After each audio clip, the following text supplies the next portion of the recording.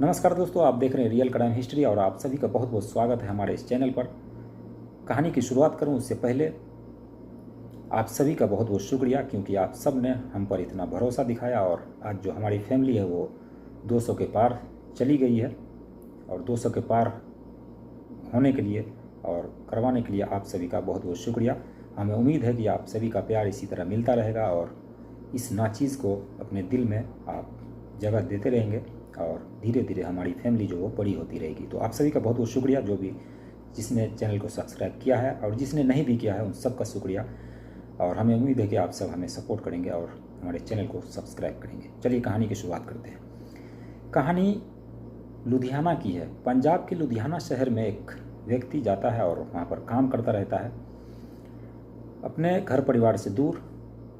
और जब वो काम कर रहा होता है उसी कंपनी में एक महिला उसको मिलता है और उस महिला के साथ धीरे धीरे बातचीत होती है, उसके साथ नंबर शेयर किया जाता है। अब दोनों घुल मिल कर रहने लगे और धीरे धीरे इन लोगों की दोस्ती जो वो प्यार में बदल जाती है। उसके बाद जो वो व्यक्ति है उस महिला के साथ संबंध बनाने लगता है। संबंध बनाते बनाते उसके साथ वो शादी कर लेता है। अब उधर घर पर एक पत्नी थी और एक बेटी थी। अब इधर इसने दूसरी महिला से शादी कर लिया। अब धीरे धीरे वक्त गुजरने लगा। अब इस महिला के साथ वो रहता। अब उधर घर जाता तो अपने जो पहली पत्नी थी उसके साथ रहता। उसकी बेटी जो है एक बड़ी हो रही थी, करीब 9-10 साल की हो चली थी। अब जब घर गया तो ये कुछ दिन घर पर बिताने के बाद फिर वापस आया और उस पत्नी के साथ रहने लगा। और धीरे धीरे अब उस पत्नी के साथ उसका जी भर चुका था, क्योंकि पत्नी अलग रहती थी और ये जो पति है वो अलग रहता था। जब भी मन होता तो अपना संबंध बनाता, फिर वो पत्नी अपना काम करती और अपने घर पर रहती। अब ये व्यक्ति अब फिर वापस अपने घर जाता है कुछ दिनों बाद। और उसकी जो बेटी थी वो धीरे धीरे बड़ी हो रही थी। तो गांव में अक्सर पढ़ाई जो वो ठीक ठाक नहीं चलती। तो अपने जो फैमिली है, अपनी पत्नी है, उसको कहता है कि हमारी एक ही बेटी है और इस बेटी को हमें पढ़ाना लिखना चाहिए, और जहाँ मैं काम कर रहा हूँ वहाँ पर एक बहुत अच्छी स्कूल है, तो वहाँ ले चलते हैं हम और वहाँ पर हम इसको पढ़ाएंगे। अब फैमिली वाले भी खुश हो जाते हैं, सोचते हैं कि चलो कम से कम वहाँ रहेगी तो अपने पिता के लिए खाना वगैरह बनाएगी और पढ़ाई भी करेगी, अच्छे से पढ़ लिख जाएगी तो होशियार होगी। तो ये कहकर वो पिता जो अपनी बेटी को लेकर चला जाता है लुधियाना शहर।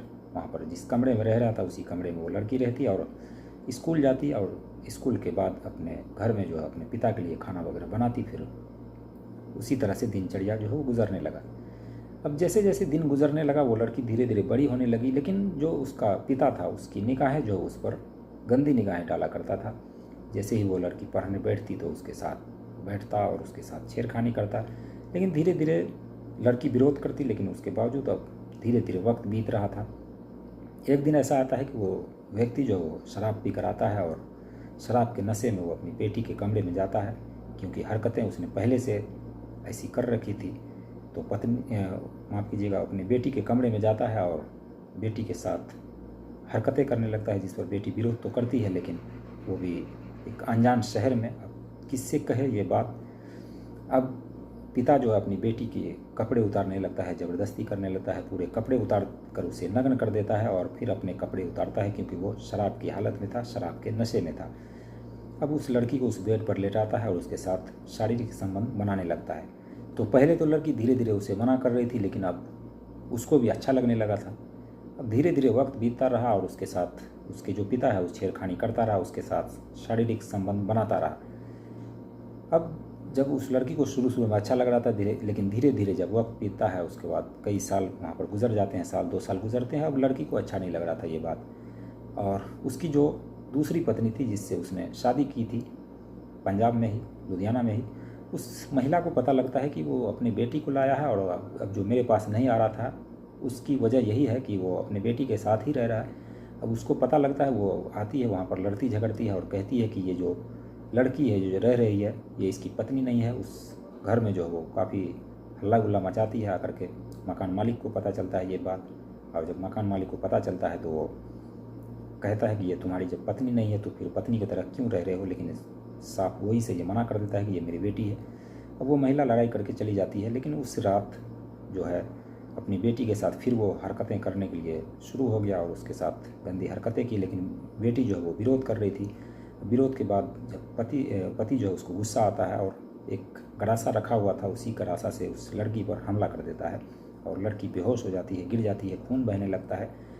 अब ये देख कर उसके पिता यानी कि जो उसके पिता है, उस लड़की के पिता, उसको भी सहन नहीं होता ये सारी बात। बाद में जब उसे नशा टूटता है फिर वो खुद की जान ले लेता है, और खुद की जान जैसे ही ले लेता है, सुबह होती है, जो मकान मालिक या फिर कुछ लोग आते हैं, जब देखता है कमरे नहीं खुला है तो कमरे खोलने की कोशिश करता है। कमरे जैसे ही खुलता है तो पिता की लाश पड़ी हुई थी और बेटी भी जो वो अधमरी हो चुकी थी।